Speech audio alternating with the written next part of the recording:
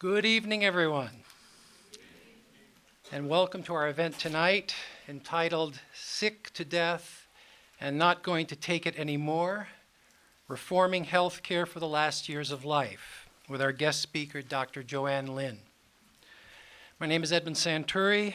I'm a professor of religion and philosophy at St. Olaf College and Morrison Family Director of the St. Olaf Institute for Freedom and Community, the institute sponsoring our event tonight. The purpose of St. Olaf's Institute for Freedom and Community is to help shape America's future by cultivating in students a knowledge of and a passion for public affairs. The Institute encourages free inquiry and meaningful debate of important political and social issues. By exploring diverse ideas about politics, markets, and society, the Institute aims to challenge presuppositions, question easy or comfortable answers, and foster constructive dialogue among those with differing values and contending points of view. Established at St. Olaf College in 2014, the Institute offers a distinctive opportunity to cultivate civil discourse about contentious issues in a liberal arts setting. For indispensable help in organizing our event tonight, very special thanks go to two individuals who are constantly working behind the scenes to make the Institute run efficiently. And I'm mentioning here now Shannon Regier, the Institute's administrative assistant, and Greg Seams, the assistant director. Thanks also to Associate Director of Marketing, Carrie Vanderveen, Assistant Director of Project Management, Andrea Galswick, Associate Director of Events Management, Brianne Jans, and Director of Broadcast and Media Services, Jeff O'Donnell, as well as his entire crew. Thanks also to students in and professors of St. Olaf courses housed in the Economics Department, the Social and Family Studies Department, the Public Affairs Conversation Program, and the Religion Department for being with us tonight. Finally, very special thanks to Dr. Judy Ryan, who is with us tonight along with some of her colleagues. Judy Ryan is former president and CEO of the Evangelical Lutheran Good Samaritan Society, an alum of the college and a former regent of the college, but also a generous benefactor whose gift to the Institute has made possible this event tonight, as well as a number of associated college activities related to elder care and healthcare policy generally. Thank you, Judy.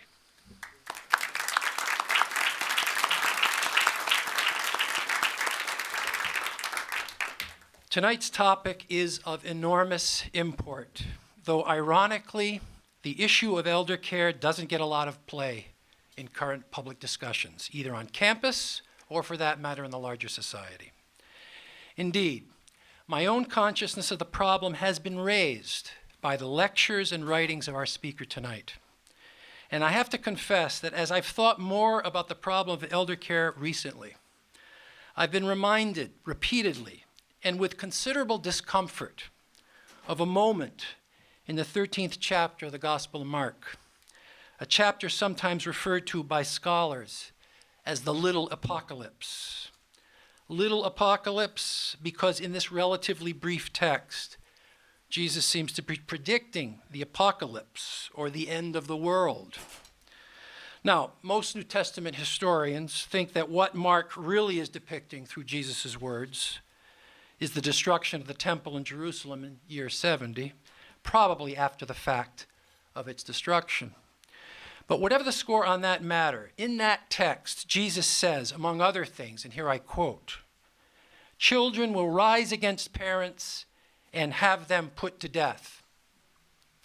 Children will rise against parents and have them put to death. Now, please understand, in no way do I think that either Jesus or the author of the Gospel of Mark had in mind with this remark a particular response to the problem of elder care.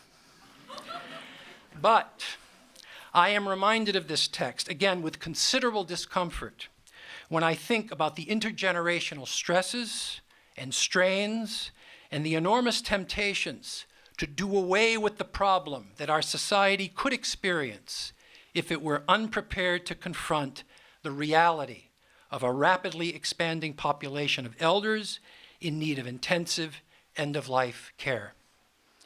Our speaker tonight has been a prophetic voice calling on our society to make what are for her the changes necessary to avoid, if not a little apocalypse, at least a social problem of overwhelming magnitude. And to introduce our speaker, particularly tonight, I invite St. Olaf Professor of Social Work and erstwhile member of the Institute's Directors Council, Mary Carlson, someone who, in her own good teaching, scholarship, and community work, has addressed issues surrounding the problem of elder care. Would you welcome Professor Mary Carlson?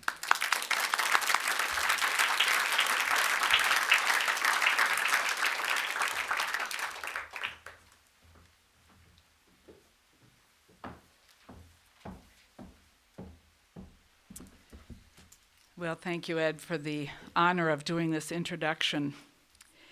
Dr. Joanne Lynn, geriatrician, hospice and long-term care physician, health services researcher, quality improvement advisor, policy analyst, and policy advocate.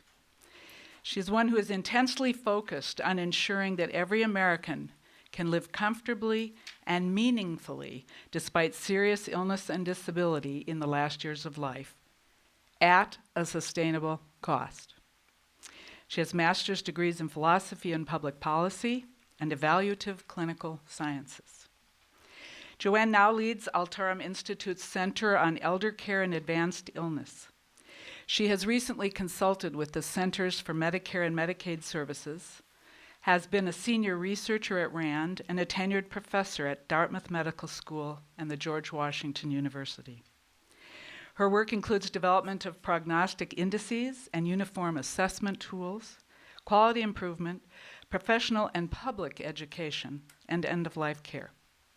She directed the Washington Home Center for Palliative Care Studies, has served as president of Americans for Better Care of the Dying. She has authored numerous amicus briefs for key appellate court cases. She's a member of the Institute of Medicine and the National Academy of Social Insurance, a fellow of the American Geriatric Society and the Hastings Center, and a master of the American College of Physicians. Joanne has also published more than 250 articles. I won't list them here. Among her dozen books are The Handbook for Mortals. I will show it. This was awarded the American Medical Writers Association Award for Best Medical Book for the Public. And I think one of the key things about Joanne is her capacity to write for these people and these people very clearly. She's also written, among others, The Common Sense Guide to Improving Palliative Care, Sick to Death and Not Going to Take It Anymore, an action guide for policymakers and advocates, and for back in my practicing era, a book called By No Extraordinary Means, The Choice to Forego Life-Sustaining Food and Water. Most recently, she wrote Medicaring Communities. Next show and tell. Getting What We Want and Need in Frail Old Age at an Affordable Cost. A group of us read it this past summer, and did it ever stimulate spirited discussion? As a young geriatric and end-of-life care social worker, I read Dr. Lynn's early work on advanced care planning and advanced directives. This was the era of AIDS, when people argued about whether those without legal spouses could name loved ones as healthcare agents. It was also when living wills were fairly new. This was also before the Federal Patient Self-Determination Act of 1990. Her guidance as a practicing physician, a scholar, and a policy advocate was invaluable to those of us on the front lines trying to find our way. She tells it like it is. Dr. Donald Berwick, who is president and CEO of the Institute for Healthcare Improvement, said it well, and I quote, "Joanne Lynn is a national treasure, the most articulate, courageous, and scientifically grounded voice in our nation for the improvement of health care for people approaching the end of life. For the public and professionals alike, her work provides motivation and sound guidance for building the care system we need, a system that we do not yet by any means have." End quote. So for her help to help our whole country find its way, please join me in a warm welcome for Dr. Joanne Lynn.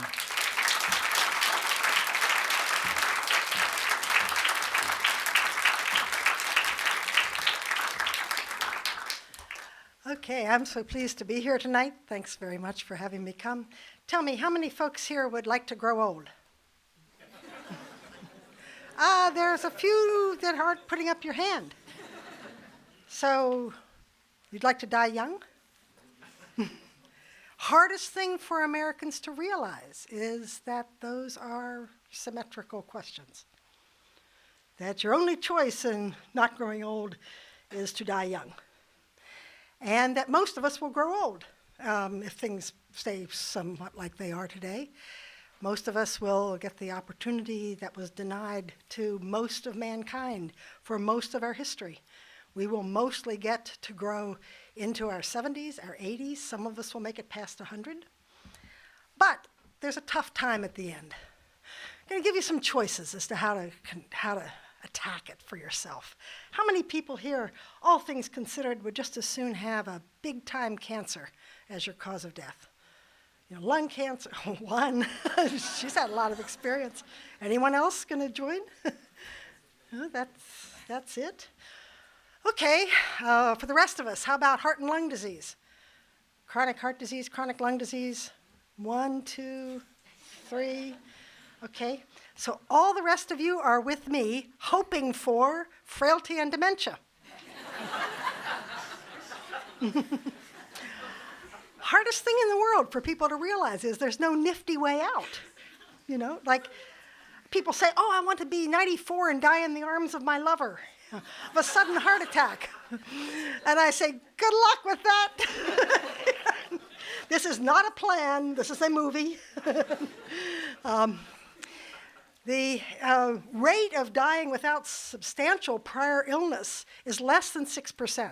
The only study of that I did, and there was a huge predominance of men because their records were all in the VA system. So it's only a couple of percent of us who get to die really suddenly. What do you think the average duration of disability before dying is in old age? What do you think? How long do you have to plan for? What's the midline estimate? 3 or 4 years, 8 years? It's actually about 2. 2 years of self-care disability, of have someone else's help every day. But a fifth of us will have 5 years. And about 40% will have none. I mean, we're very little. That's mostly the people who, despite not putting up your hands, got cancer or heart disease or lung disease. And mostly you're not terribly disabled for a long time before dying with those conditions. But for the rest of us, we might have heart disease and we might have a cancer, but we're really dying of the conditions associated with old age and mostly needing someone else's help for a couple of years. We are really in for it as a society.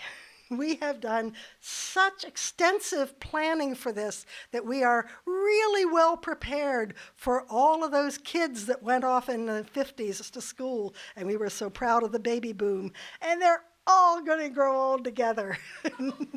And guess what? We're going to have twice as many frail old people in 15 years. Twice as many frail old people. Now, you go down the street here and you drive a few miles, it is fairly rural, drive a few miles, you will see lots of things the society has set up to take care of children. You'll see a school, you'll see a school bus, you'll see a child care center, you'll see a park. All kinds of things that are kind of put together so that it is possible to raise children. You can drive a long time before you see anything that makes it possible to take care of frail elderly people. We haven't lived with it for very long. In 1900, one estimate was that a single woman at age 80 had 60 direct descendants who had no other elderly relative. Somewhere in that group, there was someone who could take you in. Most people still lived on the farm in 1900. It was easy to take care of people. You could, add a room. You could, use the parlor. You could make it work. What are you going to do in a small apartment? You've got 3 rooms and 3 kids. Good luck getting a place for Granny. Just not there. And women are out working. They aren't hanging out around the farm. So what are you going to do for the care that's needed? How about how much have we saved for old age? Bad news. The median savings at retirement now is down to $50,000, other than your Social Security. $50,000 of assets. That counts the value of your house. We have a huge number of people coming into retirement who are going to be living on scraping by until they get sick, and then all their assets are going to be gone. What are we going to do with that? How are we going to take care of one another? Remember, that means that half of people have less than that. What's the average cost of long-term care? $250,000. How many people have the opportunity in their lifetime to save $250,000? Not the home health aide who's doing the work. The home health aide who's doing the work, making minimum wage, maybe a little bit more than minimum wage, almost never any benefits, never had a chance to save for retirement. We now have 2 million, mostly women, half women of color, a quarter immigrants, working in frontline, hands-on care in the home. In 15 years, we will have 4 to 5 million. Do we really want to have that number of people coming to old age never having had a chance to save, never having had benefits? And yet that's the way we structured things. It doesn't have to be structured that way. Not every country has done it this way. But in this country, at this time, women's work is not paid well. And where is the union to really raise up and fight about this? There are some, they're growing, they're important, but they aren't there yet. And it matters whether we plan ahead. If we started today doing it right, we would be in so much better shape in 15 years. If we started today making it possible for people to save money for their retirement, make it possible to buy insurance for their long-term care, make it possible for families to have flexibility so they can really help out more, make sure all employers have flexible practices, start paying the home health aides reasonable, we could really be in a much better position in 15 years. But we have structured our society so as to solve problems only if they are going to be big issues right now or maybe in the next year or two. We do not have a structure that allows us to make plans for 20 years out. Therefore, our hands are tied. It is as if we are just watching this go to pot, go badly. We have already started disassembling the protections that elderly people have enjoyed for the last 10 years. When I was starting in nursing home care in 1978, there were whole states where more than half of people living in nursing homes were tied to their beds every day. That doesn't happen now. There are some outlier nursing homes that are still awful, but on the whole, that bad doesn't happen. What happened just a month ago? We pulled back the new nursing home regs. What happened last week? Court in California found that the arbitration clauses were legitimate in nursing home litigation. Therefore, a nursing home resident has no protection to sue the nursing home anymore because all of them, or not necessarily all of them, all but the religiously based and public nursing homes have put in arbitration clauses that require that you go through arbitration. And the nursing home now, mostly, holds no value. Clever, right? They're on leased land. They leased their building. They subcontracted their management. It's all parceled out. So the home itself has no value left. So the nursing home residents are just progressively getting less authority and power. We're doing the same thing with elderly generally. And now we're going to talk about Medicare block grants. Do you think Medicare block grants were actually put in place so that we could treat the elderly really well? No, the discussion over Medicaid block grants is to make it possible for the federal government to budget its costs so it isn't elastic. It can't get worse over the course of the year. It has nothing to do with good care. So what's going to happen if we limit the growth of Medicaid in a context in which we have fewer and fewer possible caregivers and less savings? We're going to learn to walk away from the elderly. We're going to learn to walk away. We're going to learn to not notice. We already don't notice. I was in Detroit about a year ago, 850 people on the waiting list for Meals on Wheels. 850 people waiting for supper. If there were 850 people waiting for mitral valve surgery, we'd all be up in arms. No one's up in arms about people not getting food. What is our values? Food's more important. How could we allow large numbers of people to go without food? Imagine that we assembled a dozen 90-year-old ladies living in second-floor walk-ups on Social Security and asked them to design Medicare. What would they have put on the list to be covered first? Any thoughts? Food, okay. They might have covered food. What else? Feet? Heat, yes, heat and feet, both. Podiatry and heat, yes. Housing, heat, food. Accessibility, how about hearing aids, eyeglasses? What does Medicare cover? None of the above, not a single one. We designed Medicare by handing it over to men in suits who had been running Blue Cross plans. And they built a Blue Cross plan for the elderly, which is fine for me. I'm 67 and it's perfectly good policy for me. But what happens when I'm 92? It's the wrong plan. It doesn't cover the right stuff. So every time Bernie Sanders says Medicare for all, I say asterisk, except for the people it was originally designed for. All the rest of the society can have Medicare for all, but my folks, my elderly folks, they need something very different. They need something that starts with reliability. They need something that starts with comprehensiveness, something that starts with staying with you to the end of your life. None of this dropping in and out of hospitalists and seeing a specialist here and a specialist there and not being able to find a dentist who'll take Medicaid. They need a comprehensive system that makes sense. 40% of people past 85 will have cognitive failure. They won't be able to make decisions for themselves. 40% of women will be alone at the end of their lives with no family to look after them. What are we going to do with this? Well, there are some things we can do if we did them now, if we started now. And yes, advanced care planning is an important piece of it. Palliative care is an important piece of it. There's a lot of important things that have been done in research. But fundamentally, we need to change our vision of what it is we are doing. We thought in 1965 that what people needed from Medicare was coverage for surgeries. And by damn, you're well covered for surgery. And as a matter of fact, you can't keep your hernia if you want it. Some doctor's going to talk you out of it. And you can get all manner of testing and you can get all kinds of drugs, but not supper.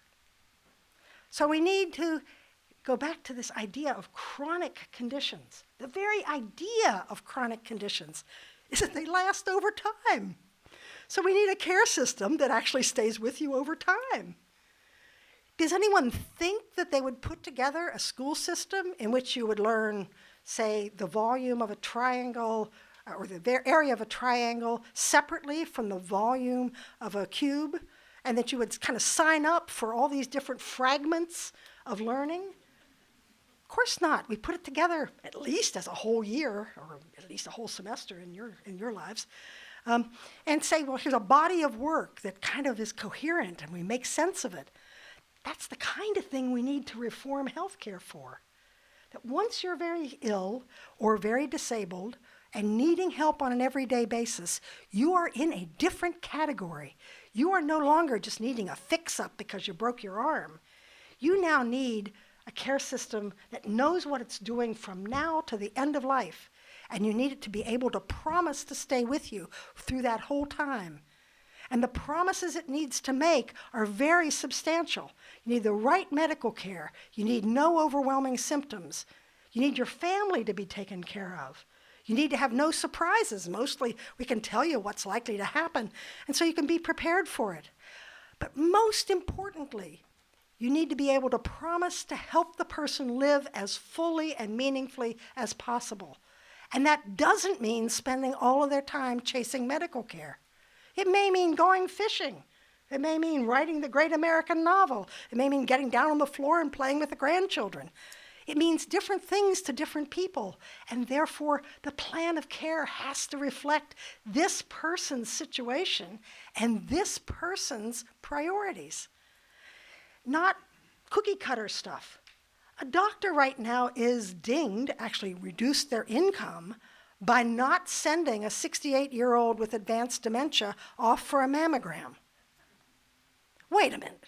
There's no reason to get a mammogram on a person who has a lifespan of at most a couple of years and who's going to be tormented by the trip. I mean, it's not a nifty procedure, even if you think it's going to save your life. But it's not going to save the life of somebody who's profoundly disabled and on the course to dying. And yet our quality measures do this ridiculous thing. We require good control of hypertension. We require good control of diabetes for people for whom it would be a blessing if they ate ice cream and salt meat. I mean, there comes a point at which these things just don't make sense. So we need to notice that in most of our lives, and in most of the lives of the people you love, there will be a period of time of substantial disability. It needs to be planned for. It needs to be talked about. It needs to be in plays and movies and in the news. We don't talk about that part of life. I challenge you to think of a movie that doesn't use physician-aided dying or euthanasia and talks about this part of life in any reasonable way. It just vanishes. Ronald Reagan said goodbye, went off into the sunset, heard nothing more about him as he died with dementia. Barry Goldwater, for those of you old enough to remember him, did the same. We closet off this part of life, so we aren't really aware of it. So we need to notice it. Then we need to do something about it. We need to have care plans that are comprehensive, that notice that you're in unstable housing, that you're 86 years old and living in a truck, that you're 92 years old and don't have heat. We need to be able to see how it is you are living and where your priorities are, and build a care plan that makes sense for you. And that means crossing the lines between medical care and social supports, which have mostly been kept quite separate. Even in Congress, they're in different committees. They're budgeted in different parts of the budget. And yet most of the people need it to be coherent and integrated. Then we need to have the right medical care. So how much training do physicians get in taking care of frail elderly people? Well, I wouldn't quite say it's none, but it's damn close to none. I mean, they come into the hospital and they get treated just like a 50-year-old. We don't really notice how much we're scrambling their minds by tying them down in bed. We don't notice how often they fall. We don't notice that it really needs a different kind of medical care. One that has continuity, one that you can trust your doctor, one that you know a whole lot. I was just telling some people at supper, I've had two elderly gentlemen who wanted to be sure they were schnockered at the end of their lives if they started babbling because they didn't want to call out to Mabel while Maud was at the bedside. You have to know your patients well to be able to deliver on that. That's not going to come up in the ER conversation. A few of you are just getting it, right? But that continuity was, of course, part of the old-time doctors' kind of bag of tricks, was because they served a community and they went to their people's homes, and hospitals were to be avoided because you got bad stuff, you got infectious diseases and such in the hospital. So people were mostly treated at home, and doctors knew their patients. They knew where they worked, they knew where they lived. Now, not so much. And pretty likely you won't even reach your doctor if you call after hours or you don't have an appointment. So that's wrong for chronic care. A fourth issue is that we must provide the supportive services. Now, in an area like this, you probably do better than most big cities. But probably still in rural areas, you have some real problems getting people heat and transportation and the supportive services when they start having bad behavioral problems. How's the wife who's 102 pounds going to handle this 200-pound guy who's becoming violent in his dementia? Where are the services to help with that? In many rural areas, the only thing available is the jail. Well, mean, this is hardly the right environment for handling this person. So we need appropriate social services. And to underscore that, you need to understand that in the United States, we spend more than half again as much as any developed country on medical care. We have put so much money into medical care. It's the only entitlement that every citizen is entitled to if they make it to 65 or get disabled before 65. So I can, with a sweep of my pen, write for a $100,000 drug that gives people on average a couple of months longer life. I'll bet that there's not a person who would take that drug if I could give them the $100,000. We have so distorted the marketplace by making Medicare an entitlement, which, I mean, is a good thing, but why isn't housing an entitlement? And why isn't heat? I mean, the things that matter are not all medical. So we have bloated the medical care system, and we have made the supportive care system enormously anemic. We spend half as much as other developed countries on supportive services. And it shows. No other country would have 850 people in Detroit waiting for food. No other developed country. Many underdeveloped countries do better than we do. We have allowed the medical care system to have quite a lot of control, quite a lot of power, quite a lot of money. And we have let everything else be, well, it's really up to the family. And then maybe some charity, and sometimes some taxes. But it's all grudgingly given, comes and goes. There's no real coordination.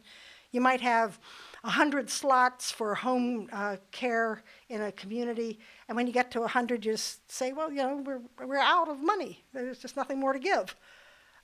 Wouldn't happen with mitral valve surgery. We'd figure out how to give it to you. But we can do that with all of the supportive services. We have housing vouchers that run out, the minute they're available. We have waiting lists in my home state, Maryland. We have a waiting list of over 1,000 for home care services for Medicaid patients. I mean, most are going to die or go to a nursing home before they ever see the services. So we need a reevaluation of where our priorities are here. How can we get to this? How could we make this happen? We need some better social arrangements. We need some better entities in our government. We need to be able to see longer than 2 years, and we need to have the ability to have some flexibility in the resources available. So we have worked up in this Medicare and Communities book, the second show and tell, how to go about this. And it turns on community.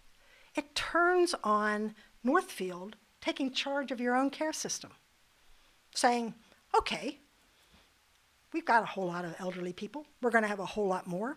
We're going to figure out how people can count on a good care system, and we're not going to increase the price. We're not going to increase the cost. That's the Toyota revolution. That's how Toyota sank GM. Figure out how to provide highly reliable services adequate to the usual person's demands at a cost that is lower than the going rate. So my mother, she's 96 now. When she was 92, she picked up a small suitcase on her way to Fergus Falls, Minnesota, from her home in Pennsylvania, and felt something give in her back. Within a few hours, she was in terrific pain. She'd been a radiologist. She'd actually been a general practitioner, and then she went back and did radiology. She went into the emergency room saying, "I've crushed D12." The ER doctor, not believing her, said she had a urinary tract infection. She said, "You're full of it." Went home, or went back to her house at Tonseth Lake, and came back to the emergency room 12 hours later in terrible pain and got the x-ray she should have had the first time, proving that she had, in fact, crushed D12. What's the right treatment for a broken back in a 92-year-old lady? Bed rest, mobilization as quickly as you can, pain management so that she can get up and get to the bathroom, watching over constipation because the pain medicine causes constipation, making sure someone's bringing in food, making sure someone's checking on her. That's it. That's all that's been proven to be useful. What did she get? Every imaging study known to man. She got a bone scan, she got an MRI, she got a CAT scan, she got 2 or 3 other scans I can't even remember. She got a corset made that would have fit Magic Johnson. Sitting on the chair beside her, it came to her chin, not a shot she could ever put it on. Cost $1,000 to Medicare, fully paid. The orthopedist desperately wanted to do vertebroplasty. I finally got her to turn that down, but it took quite an argument. It's the only procedure I know of that has had 2, count them 2, sham randomized controlled trials where people didn't know whether they had gotten the procedure or not, showing that at 6 months it made no difference. $25,000 at the time, more now. So she spent $10,000 of Medicare money. She would have spent $30,000 of Medicare money. And what she needed was $5,000 at most of good home care. The most you could have spent on that. If she were in Scandinavia, the doctor in the ER would be able to say to her, Mary Jones, undoubtedly would have been Mary Carlson, right? We'll give you a call before 9 tomorrow and tell you when she's stopping by. And here's the medications you need, and somebody will be out to check on you and to make sure your medications are right. You're already enrolled in the visiting nurse program. She would have gotten the $5,000 worth of care she needed, but not in this country. The ER doc doesn't have any idea what home care agency she might use, or even if she'd ever use one. The orthopedist said he wouldn't give her pain medication. That was the job of her primary care doctor. She had to get up out of bed, not only to see the orthopedist, but to go see the primary care doctor to get her pain medications. I mean, what a crazy system. A whole lot of 92-year-old ladies are going to crush D12 or some spine. Why don't we have a system that makes sense? The bloating of medical care could be pulled out of the system and used to support the social services. And not only that, we could measure how well we're doing in Northfield. We could measure how many people are being bankrupted.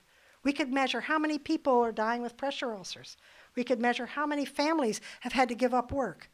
We could measure how many people have felt very scared because they didn't know what the next issue was going to be.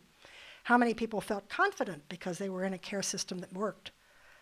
We could measure things for the community and make them visible. You might think that doesn't happen, right?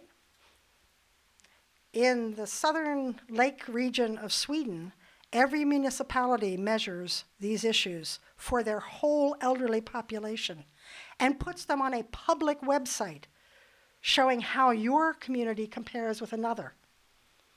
How many people are taking psychotropics? How many people have a care plan? How many people have had a care plan that's fully implemented?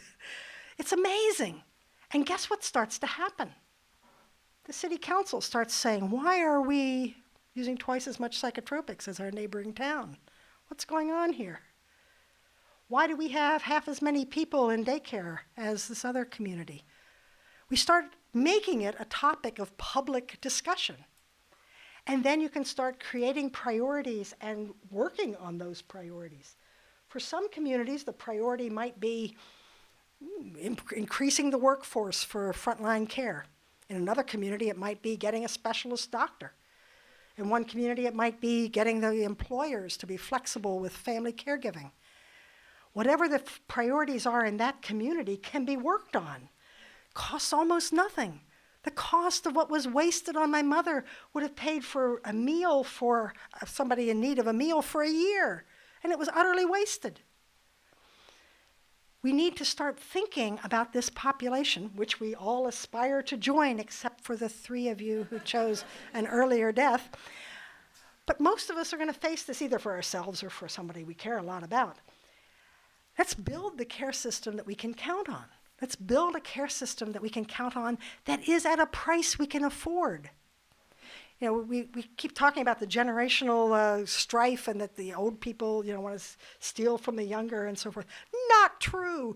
There is no one more invested in the well-being of you students than an old person, because the taxes that are going to support them come from your productivity. Japan realizes that. They now have more sales of adult diapers than of children's diapers. Interesting metric, right? They make sure that every kid has an education and a job if they can possibly get it done. So they have very high productivity because they're going to have to pull money out of the economy to support all their frail old people. Where have you heard that sentence in our public dialogue? Has CNN ever gotten off of Trump and the porn star long enough to talk about anything to do with economics? I mean, they talk a little bit about the tax bill, but not at any level where you can understand how these things interact. We need to generate a dialogue that makes it possible to plan intelligently, and we need to do it soon, because if we do it soon, we will have the opportunity to live well in our own old age. And everybody here, except for a few of you, are vying for that opportunity. So, this is important. It's important. It's the minority group to which we can all aspire, is to be old and frail. And it's a good thing. I mean, it's a wonderful thing to get to see your great-grandchildren. It's a wonderful thing to see how the election turned out. It's a wonderful thing to get to finish reading the novels you didn't get to read when you were 20. This is good time for most people, but not if they don't have heat, and not if they're getting screwball health care. So we really need to buckle down and do these things. And where's the money going to come from? Many counties have instituted a millage tax to support elderly and disabled people. It's an interesting source. Some areas have had so much increase in their property values that they're actually in the black, and they could take it straight out of taxes. But the really clever thing would be to take it from medical care for the same population and move it into supportive services and the measurement and management of your system. How well is Northfield working? Or wherever it is you live? You can't know. In 1900, public health only did infectious disease. But that was their scope. In the early 1900s, people started reporting infant and maternal mortality, and moms' and babies' well-being became a public health concern. The fact that we had the data that could show the variation made it a public health concern. We could do some of the same around elder care. We could begin to report how well you're doing, begin to compare it with the next town over, begin to compare whole states with other states. Make it partly a public health concern. Now, people will say, oh, but wait a minute, the medical care systems all have to compete. The home care agencies all have to compete. That's how we make sure they have high quality. It's not the only way to have high quality. You can have high quality in a whole lots of ways. When I was the head of cancer and chronic disease for the city of Washington, D.C., we did an estimate of how much we were losing in creating the illusion of competition in home care. Washington, D.C. is 22 miles across at its widest diameter. That's it. That's the farthest you can move. We had 60 home care agencies. Every home care agency had to serve every person in the city because the city council was very afraid that they wouldn't serve the poor areas. Therefore, every home care agency put in place a 3.5-hour minimum because they didn't want to have to move people around and spend a lot of windshield time. So the aide who was coming in to help, Maud, or Mabel, whoever it was getting minimum wage and sitting for 2.5 hours out of the 3.5 hours. And a little apartment building of 6 Medicaid people in it would have 6 different agencies coming in, each doing that maybe twice a day. If instead you sent one agency in with staggered shifts, you could double the income of the aides and still save more than 30% of the money. Why don't we do it that way? Because we believe in competition creates quality. No other country does home care this crazy way. There are ways to save money like that all over the place in the way we've set up our delivery system. Now remember, there are people making money on all this waste. They aren't necessarily going to be tickled to see you coming at them with scalpels. But the advantage right now is that we face this enormous increase in the numbers. So you don't have to close hospital beds. You don't have to close nursing home beds. You don't have to close home care agencies. Because we are going to, as long as you kind of keep in touch with how your population is growing, at efficient use, we will be able to use current supply well. You won't have to shut things down in general. Obviously, there will be individual exceptions, but on the whole, we are in a very advantaged position because the demand is going to go up so rapidly. But we have to have a vision of what efficiency would look like. And it keys to those promises. It keys to being willing to make big changes. It means being willing to let a town like this take a hold of its own elder care system and figure out how to engineer the Toyota revolution for elder care. And then make it the Mecca.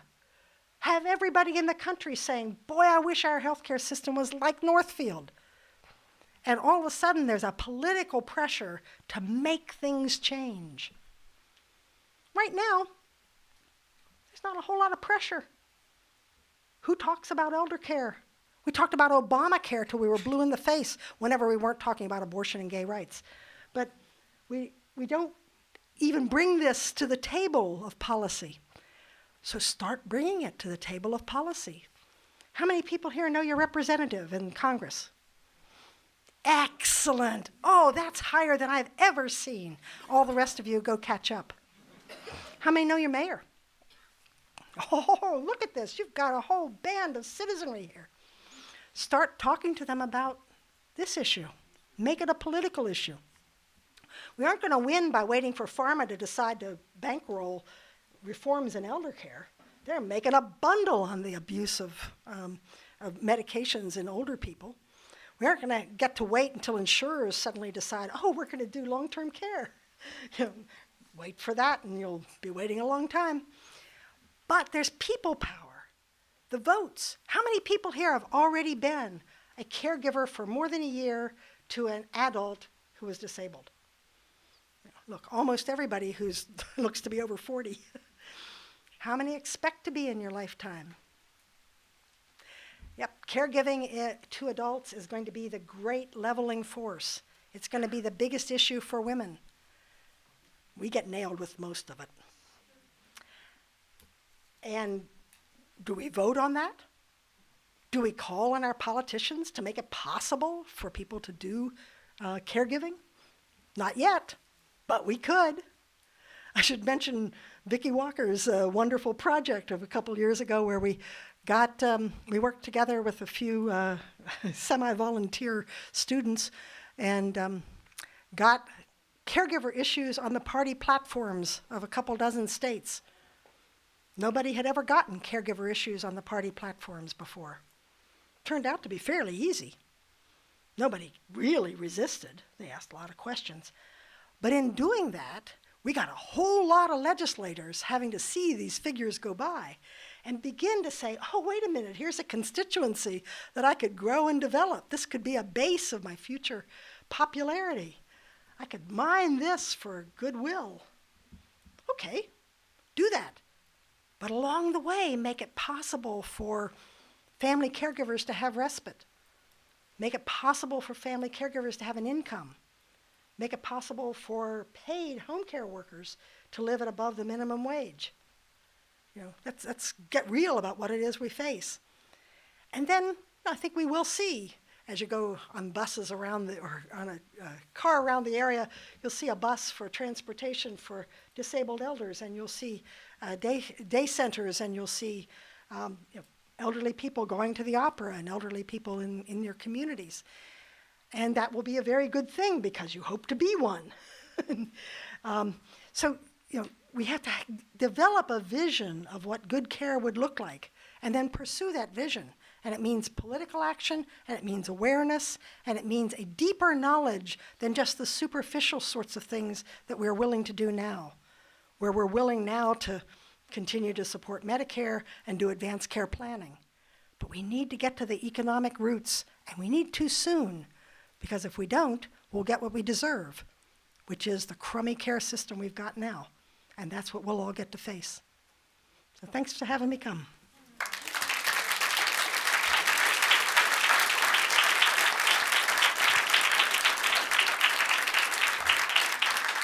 Thank you, Dr. Lynn, so much. Hi, folks. My name is Greg Seams. I'm the Assistant Director for the Institute. As we let Dr. Lynn catch her breath from a wonderful talk, just a few housekeeping notes. You've probably already seen by now the comment cards in your program. Please fill those out. If you don't have a writing utensil, we have them out in the hall. They're very important for us as we improve and adapt our programming. So we thank Dr. Lynn for coming.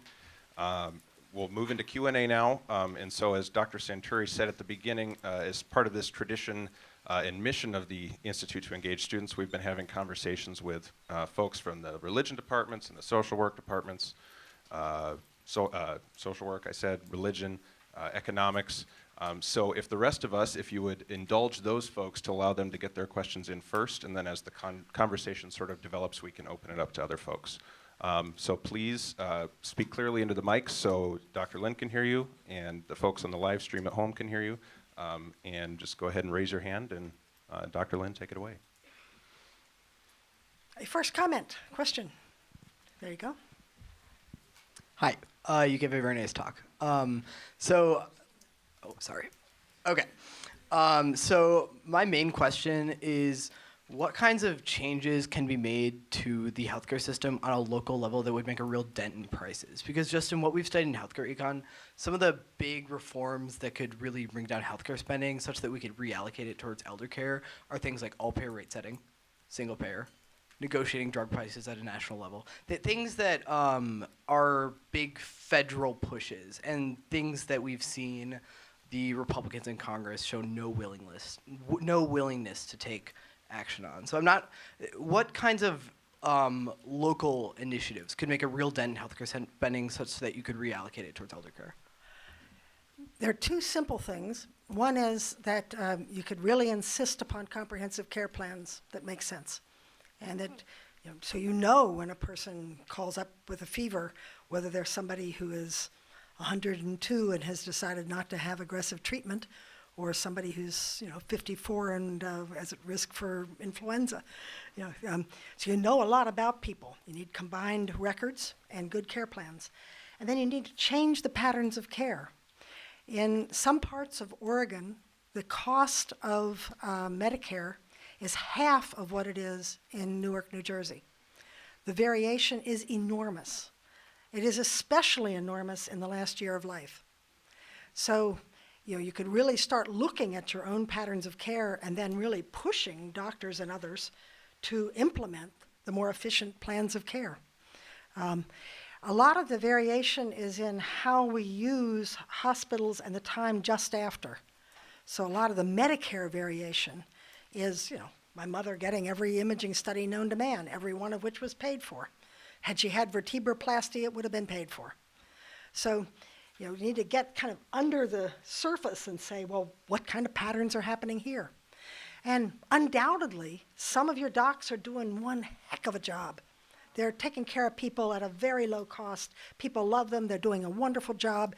Make them heroes. Tell their story in the newspaper. Put their story on the television. And the doc who's sending everybody off for vertebroplasty, fire the bastard. I mean, seriously, let's get real. I mean, this is a procedure that should not be done. Most countries don't pay for it. Why are we doing it? You'll find, when we looked at 100 random charts across the country of people who died and put together all of their Medicare bills, we came across one of a person in a nursing home on a feeding tube getting psychotherapy 5 days a week for the whole last 4 months of her life. Now, every piece of that is wrong. Medicare paid it. You need to start finding those patterns, and those are easy. Those are low-hanging fruit. And then there are harder ones. Are you really going to have people be willing to forego the third round chemotherapy because it benefits the community. Some people will, some people won't. It's okay. We can tolerate a certain amount of give at this point in time. Over time, we may learn to do it rather differently, and we'll see what it is that people are willing to give up. But I think that there's plenty to get started with on those sorts of things. Next person? Yep, there we go. Hi, thank you again. My question is, as America's aging population is rapidly increasing, how can we create this reliable and personalized system that you describe for our populations without stable housing, so the homeless or the at risk for homelessness? Yeah, homelessness is an especially tragic and difficult issue, in part because we put it completely outside of the array of everything else. So the president's budget cuts almost all federal support for housing vouchers. Where's the outcry? We could start by just raising voices. I think that it is the case that in the last years of life, true homelessness is very rare. That we end up putting people in institutions, even if they didn't fully need that, because we don't have supported housing. The most expensive way to get housing is through a doctor. Doctors don't know anything about housing. The only thing we know to do is to put a person in a nursing home. We need to be creative about it. When I was working for a while in New York City, one of the biggest problems was the city-managed housing, which, once people were in it, they were desperate to stay in their place.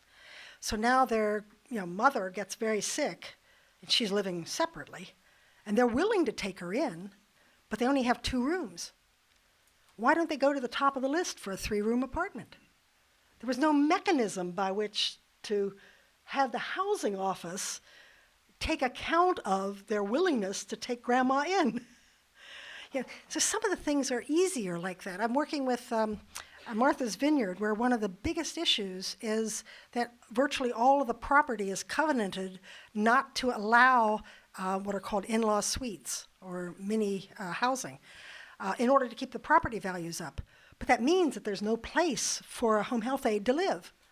You've got to solve the housing problems or you really can't have people around. So housing, I think we really have to elevate as a serious issue. Now, there's a serious problem of long-term homelessness in cities. That's not an elderly problem in general. It is sometimes, but it's not in general.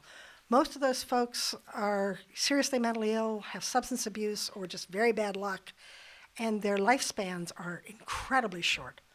The average lifespan of a person living with schizophrenia is 52 years. So, it's a very different set of problems than the problems of elderly folks at 85. I can get almost anyone who's out of money, out of home, has no one to support them, documented as being sick enough to get into a nursing home. So I can at least get them a roof. It's not necessarily what they ideally need. We need a lot more housing with services. We need a lot more housing where there's a nurse or a social worker or even a community health worker who goes around and checks on people and sees how they're doing and makes sure that their medications get delivered and that their refrigerator's working and just sort of in some countries now college kids are given tuition free and housing free to live in senior housing and to check on 8 or 10 people every day. What a nifty idea. So I think that we can find some better solutions, but we have to care to find them. And housing is one of the tougher ones. Food is easier, but housing's tough. Yep. I know you mentioned Scandinavia has a great system for the elderly. If you were to model a new system for the United States, would you use their system, or is there a different country that has it figured out better, and why? There are pieces of different countries that I know to model our system on. Scandinavia does better with regard to getting people into home care. They do better with combined records. They do better with registries. They have some shortcomings in that as their population is aging, they haven't sort of figured out how they're going to make the economics work because they're doing so much now. Japan does better with regard to trying to make sure they have a productive economy. Many countries do better by putting long-term care services into the same budget as medical care services. So Canada, Germany, many other places. Britain and many other countries do much better with regard to caregiver support, where you can get your lawn mowed, you can get you get a month's respite in Britain if you're doing full-time care of an elder. So I would like, it's sort of like taking the appealing baubles off the Christmas tree and putting them all together, or the best pieces of the puzzle. No country has lived with it long enough to really be doing it right, in a sense that you could just say, oh, if we could only do it like that. But there's enough good stuff out there. There's enough good stuff in this country. In our book, we have a list of, I think it's 20 research-proven interventions that save money and improve care. What's the problem with them? None of them are sustainable. In our current financing system, they all go belly up. So we know how to do it better. We just don't bother rearranging the financing so that it can be done.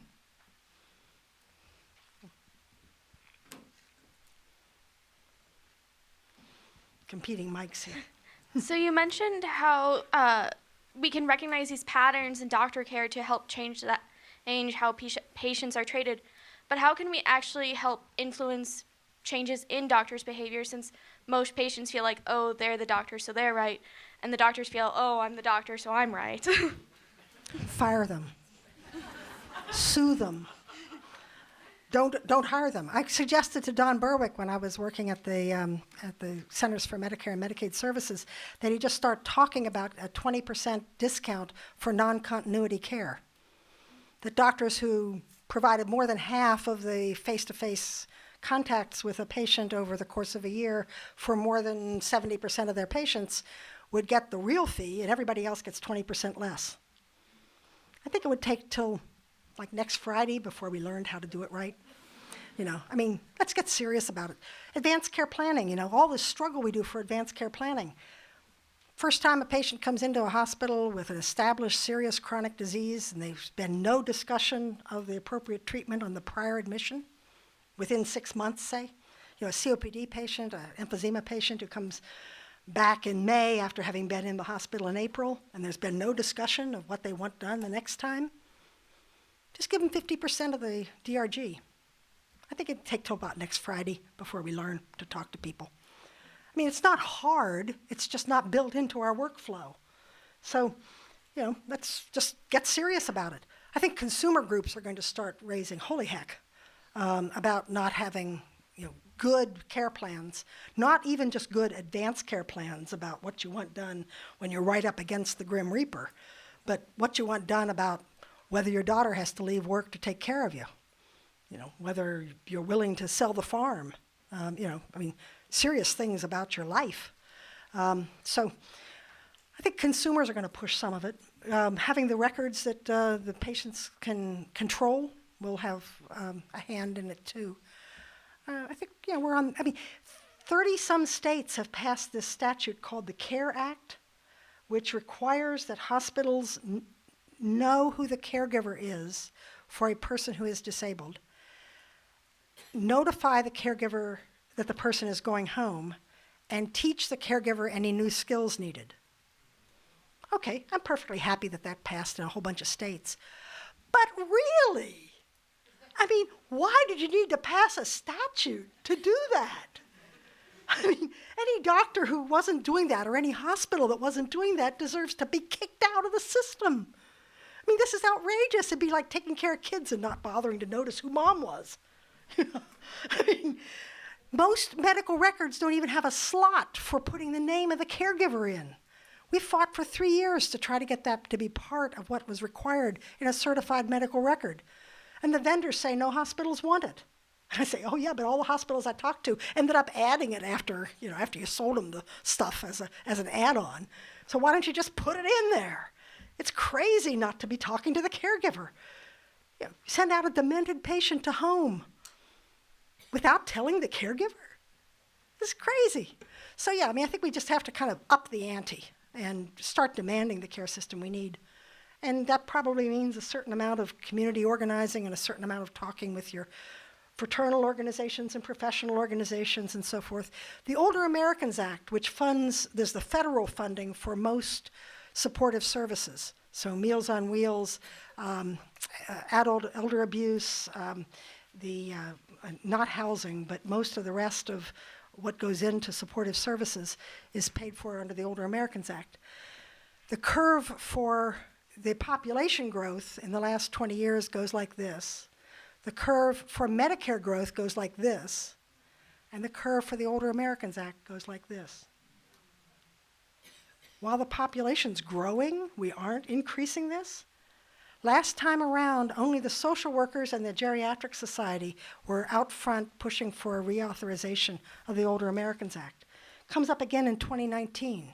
Make sure every organization you're involved in is speaking up for reauthorization of the Older Americans Act.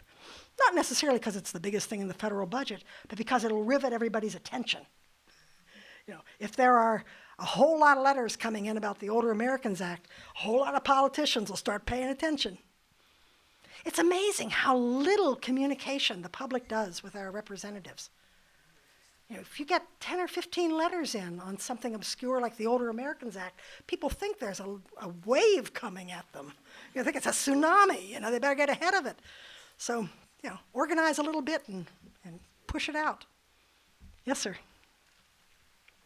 Your lecture here seems to try to inspire the masses. What success have you had in speaking to the frontline political leaders? Well, you know, people are coming around. In Washington, where I work, it is a very different political life. You know, if you aren't, you know, kind of killing off some beneficial program or, you know, well-heeled with a whole lot of money behind you, it's a hard time to kind of get traction. On the other hand, out of the work we did on the Party Platform Project, we got a caregiver caucus going in Congress. There are some really good bills to you know, get some things moving. The Chronic Act passed last month. The Chronic Act, if you can look it up on Google, it's an acronym for something. But the Chronic Act has a whole bunch of provisions that are kind of nice, but it has one sleeper, which is that for the first time, Medicare Advantage plans, that is Medicare capitated plans, will be allowed to spend money on non-medical health-related services. They have not previously been allowed to buy you food. They have not previously been allowed to pay your first month's rent and housing. They now could. Now, it'll be interesting to see how they respond. They might not do much. But the fact that they're now allowed to creates a new pathway by which to provide those supportive services. So there are some things. The Bipartisan Policy Center has put out a whole series of reports on long-term care. They're edging close to saying that the only reasonable way to do the financing of long-term care is going to be some kind of a federal backstop. You know, that if you can save for or insure for some amount of time, then the government will pick up. Might be income related, might be Social Security income related, something like that. So that, let's say, people who had worked at the low end of the salary scale might have only 2 years they had to cover. People who are much more promising in their incomes might have to be 5 years. But it would suddenly create a workable market for long-term care insurance, which could be put on the Obamacare exchanges right alongside the medical care. Once you can create a real market. The terror right now is that some people will need long-term care for 20 or 30 years. When I first started working in a nursing home in 1978, one of the first patients I was asked to pick up was a lady who had had her devastating stroke before I was born. The whole time I was growing up, going to school, showing up as her doctor, she'd been living in a nursing home after a devastating stroke. That's the kind of risk that an insurance company is terrified of.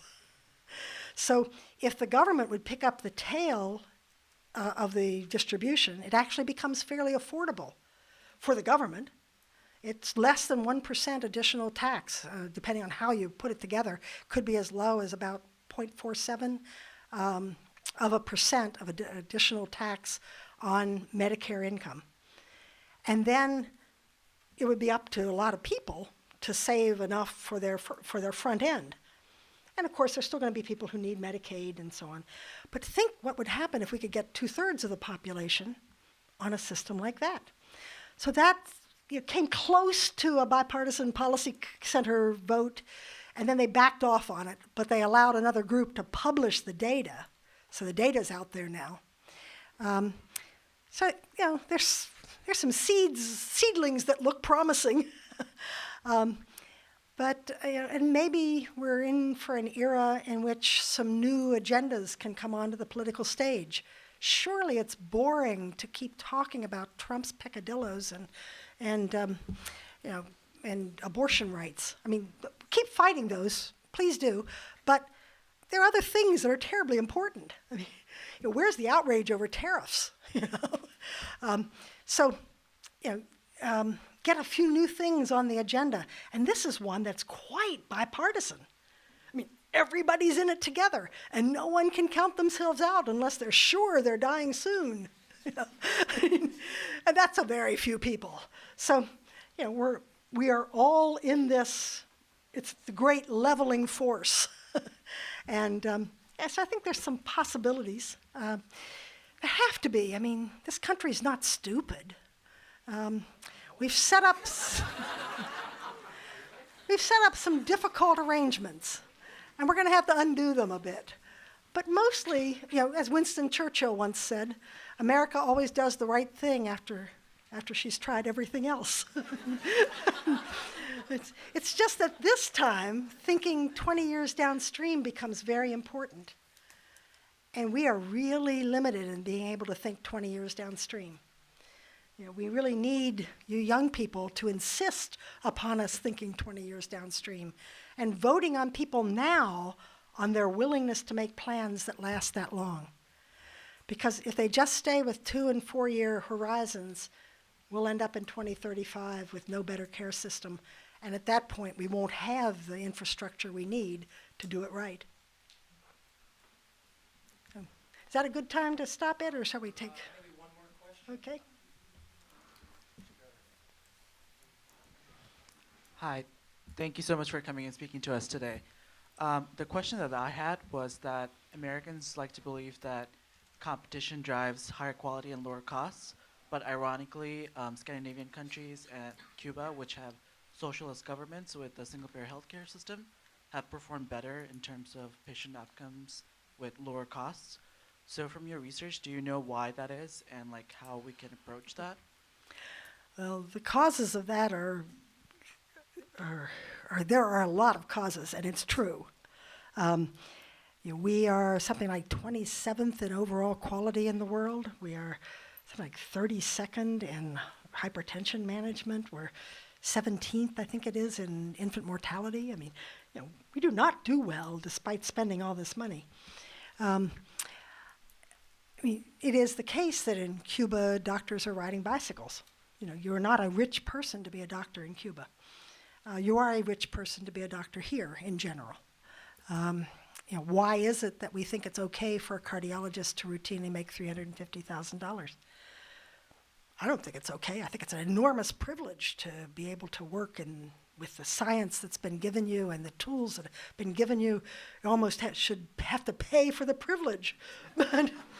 But that's just not the way we've put it together. So we could change some of those things. Competition in medical care also runs into a whole lot of misunderstanding of psychology.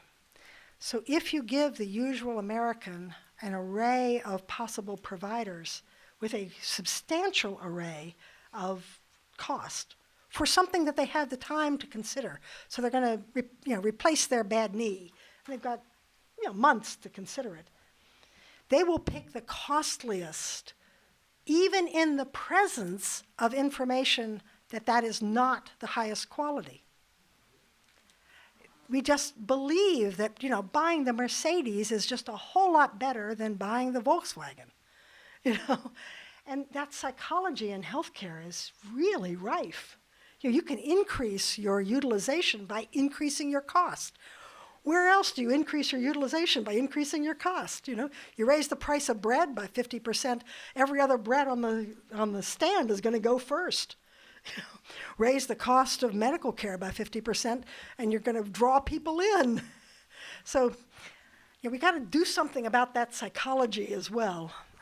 But also just some of the pricing things. I mean, there is no good reason why some of these drugs cost what they cost. They're just priced at whatever the drug company thinks will optimize their income. And we ought to be able to negotiate that. Why did we ever set it up that Medicare couldn't negotiate prices? If we could even get it down to what the VA negotiates, we'd save a tremendous amount of money. So we already have a model that's doing the negotiation.